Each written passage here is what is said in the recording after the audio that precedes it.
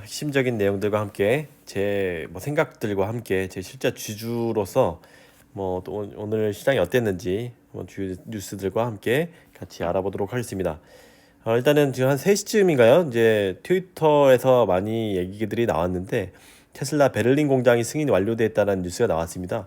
원래 시장에서 예측하기로는 3월 4일 물 부족 관련해서 그런 환경단체와의 그 소송 문제가 해결돼야지 나온다. 다만 어느 정도 기정사실화돼 있었던 부분은 그런 행사 같은 것들도 준비되고 있었고 이제 최종 승인만을 앞두고 있었다. 이번 주 3월 7일 정도에 나올 거다 이렇게 얘기 나왔었는데 여러 뉴스를 통해서 보니까 이제 공장 승인이 본격적으로 이제 완벽하게 나온 것 같아요. 이 부분도 같이 한번 다뤄보도록 하겠습니다.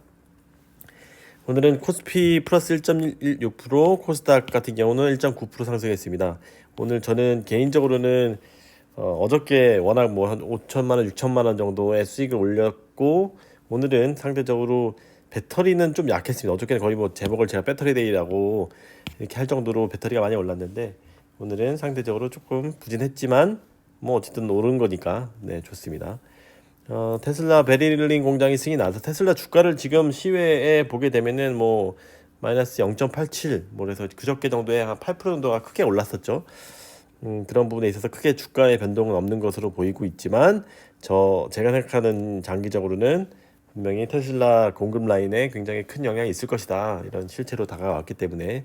그리고 참고적으로 테슬라는 저를 갖고 있는데 저는 한때 그 테슬라의 수익률이 1000%가 났습니다. 이제 간단히 잠깐 말씀드리면 그런데 이제 중간에 역시 제가 수익률은 의미가 없고 수익액이 중요하다라고 해서 많이는 안 났었는데 이제 중간중간에 또 요즘에는 800달러, 700달러, 600, 저 한번 692달러 정도인가요? 그때 제일 많이 떨어졌을 때 그때도 몇백만 원어치 샀고 계속 700달러 때 그러니까 추이 대비해서 크게 떨어졌을 때는 항상 매수를 하면서 모아가고 있습니다. 저는 이 테슬라를 제일 좋아하기 때문에 이 성장성에 대해서도 제가 생각하는 소비자의 관점에서 워낙 그 박준성 애널리스트인가요? 그 김준성 애널리스트인가 워낙 잘하시는 분이 있어서 그분들을 너무 좋아하고 분석하는 스타일이 저랑도 제가 지향하는 바랑 또 비슷하고 항상 저는 저가에 담고 있고 장기적으로 가져갈 생각입니다. 그래서 수익률은 낮아졌지만 수익액은 좀 더 커졌다. 그래서 이 부분도 억 단위로 지금 넘어가게 투자를 하고 있고요. 이거 제가 언제 사는지 저는 틈이 날 대로 낙폭이 클 때마다 진짜 다들 위기라고 할 때마다 계속 모으고 있다. 그리고 말씀드릴 수 있을 것 같고 유가 같은 경우는 지금 오늘 또 올라가지고 120달러까지 와 있고 이런 저금리 환경 다만 요즘에 말씀드렸듯이 금리 같은 경우에 그 10년물이 1.8%대로 2%에서 많이 좀 떨어져서 이 기술주에 대한 그런 리스크들이 조금은 예전에 1, 2월 대비해서는 많이 누그러지지 않았나. 다시 기술주들에 대한 관심도들이 높아져 있지 않나라고 생각이 들고요. 다만 여기에는 분명히 실적 숫자로 찍히는 기업들에 대해서 눈여겨 보셔야 되고 이 부분은 결코 사람들은 숫자를 보고 판단하고 개인 심리들은 모두 숫자에 의해서 좌우되기 때문에 결국은 돌고 돌아서 숫자에 의지해서 주가는 가게 돼 있다라고 저는 항상 생각을 하고 있습니다.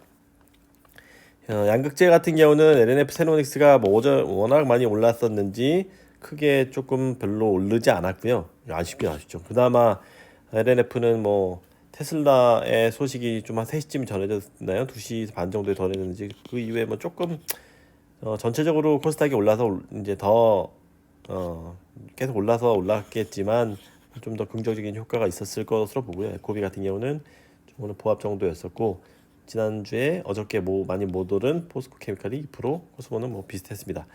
또 분리막 같은 경우도 1.2%밖에 안 올랐는데 이 부분은 전체 분리막 같은 경우도 이 배터리 소재 산업 자체가 좋아질 때 이제 확 좋아진다고 저는 생각을 하고 있기 때문에 아직은 전체 장이 오르면 어느 정도 같이 올라가는 워낙 바닥을 많이 형성을 했었기 때문에 다졌기 때문에 급등할 사유보다는 전체적으로 크게 안정적으로 운영하실 분들은 괜찮지 않는 종목이지 않은가라고 생각해서 좀 계속 말씀을 드리고 있고요. 오늘의 좀 특이한 뉴스가 하나 나왔습니다. 이 전액 같은 경우 후성의 움직임을 보면은 얘네들이 주력으로 하는 게 LIPF6라고 해서 전액 원재료인 이 LIPF6를 주로 공급을 하는데, 후성이 갑자기 가다가 장에서 이런 뉴스들이 퍼지면서 꼬꾸라졌습니다. 거의 뭐 3%가 가다가 마이너스 6%까지 이렇게 떨어졌던 것 같은데, 엔킨 같은 경우는 가다가 훅 더 올랐고요. 첨보는 뭐 그렇게 비슷하게 움직였고, 이게 조금만 해설을 더 드리면은, 뉴스가 전액 원재료인 LIPF6가 가격이 소폭 하락했다. 그렇게 되면은 후성 같은 경우는 자기가 판매하고 있는 LIPF 주력 상품의 가치가, 그 가격을 좀 더, 이제 매출이 좀 줄어들게 되겠죠. 판가가 이제 인하가 되는 거니까.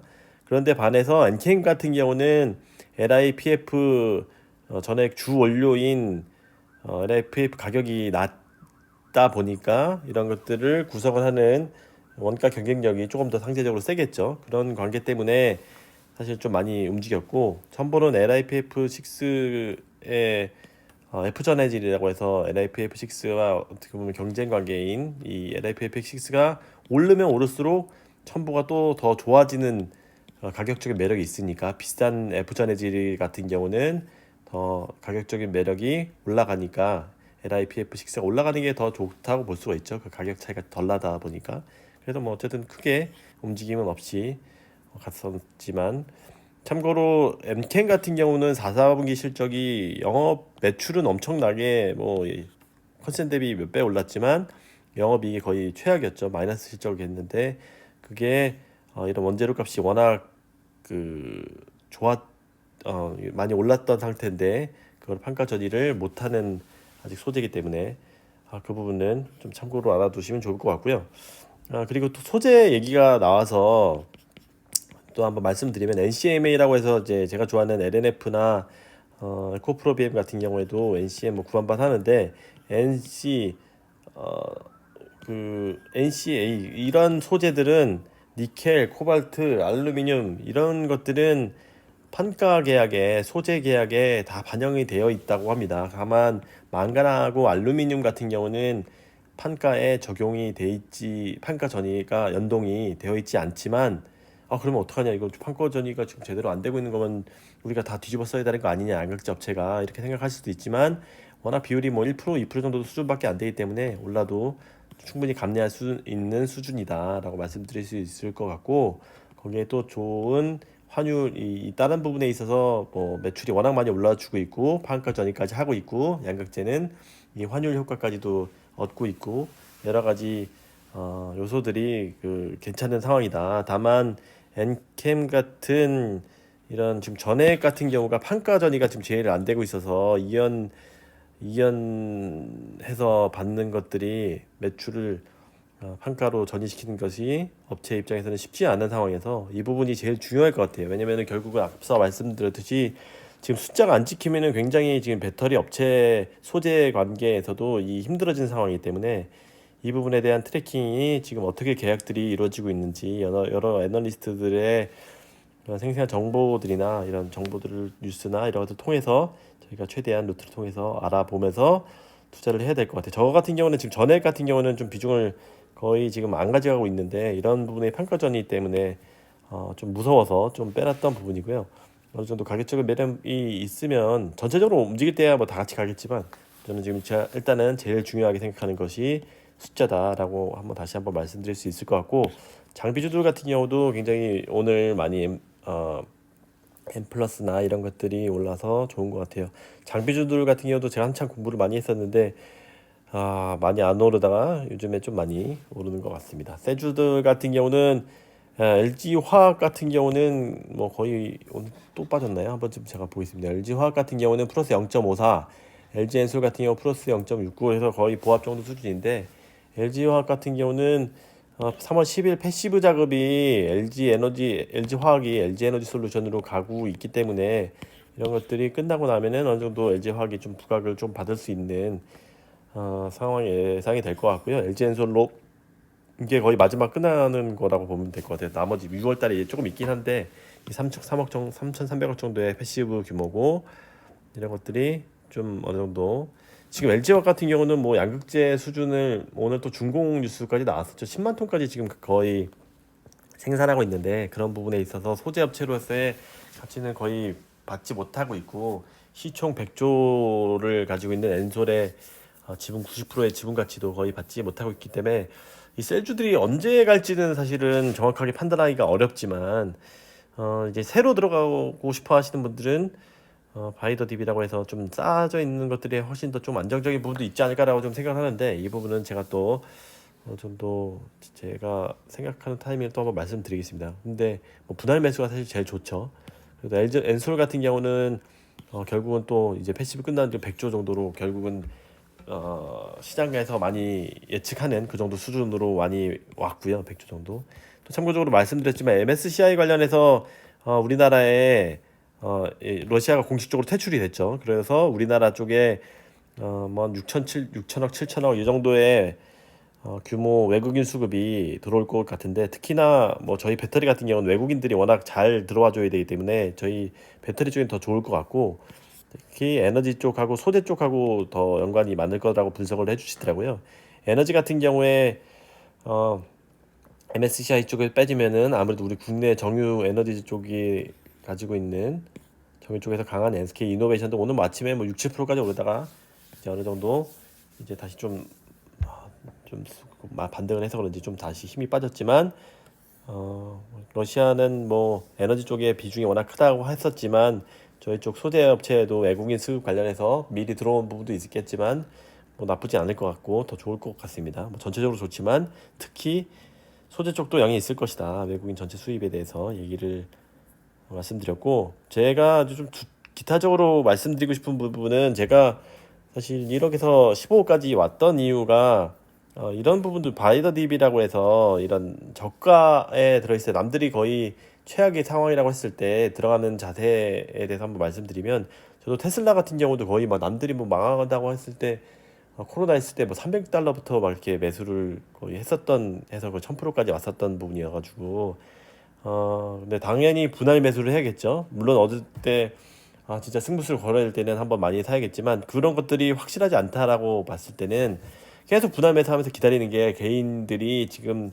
제일 할 수 있는 전략이고 승률 높은 게임이다라고 볼 수가 있고 오늘 저희 배터리랑도 많이 연관이 있는 현대차 같은 경우에 4% 오르고 만도 오랜만에 5% 올랐는데 이것들은 장기적으로 어떻게 될지 저도 잘 이 섹터에 대해서는 저 배터리를 전문을 하고 있기 때문에 제가 쉽게 판단할 수는 없겠지만 거의 악재가 최악이에요. 차량용 반도체 이슈가 있어서 생산 못하지.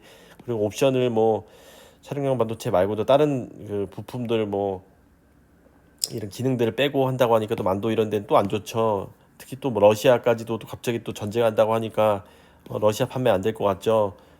장기 비전 뭐 전기차 비전 없죠. 뭐 이런 것들에 대해서 거의 최악의 심리를 달리고 있는데 이런 것들에 대해서 뭐 장기적으로 분할 매수한다면 당연히 오늘 매수한다고 내일 또 떨어질 수도 있죠. 아무도 모르는데 개미들은 시간이라는 장점이 있기 때문에 제가 이런 부분을 사실 제가 뭐 짚어드리고 싶긴 해요. 왜냐면 많은 개인 주린이 분들이 이런 기본적인 투자 마인드가 많이 정착이 안 돼 있기 때문에 잔소리라고 생각하실 수도 있지만 그런 부분은 항상 분할 매수를 하고 그리고 또 댓글들 중에 많이 물어보시는 게 이게 언제 사면 좋을까라고 했을 때 그런 뭔가 꼭 장기적으로 가지고 가고 싶다라는 종목이 있으면 동업한다는 생각으로 분할 매수하면서 좀 오래 기다려야 되죠. 다만은 기다릴 수 있다는 기다리는 그런 참을성이 있어야 된다는 전제 조건인데 제가 그런 부분에 영상들을 올리면은 많이 관심들이 없으실 텐데 저는 사실 그게 제일 기본적인 마인드에 중요하지 않나라고 전달을 해드리고 싶지 않나라는 생각이 들어서 한번 말씀을 드렸고요.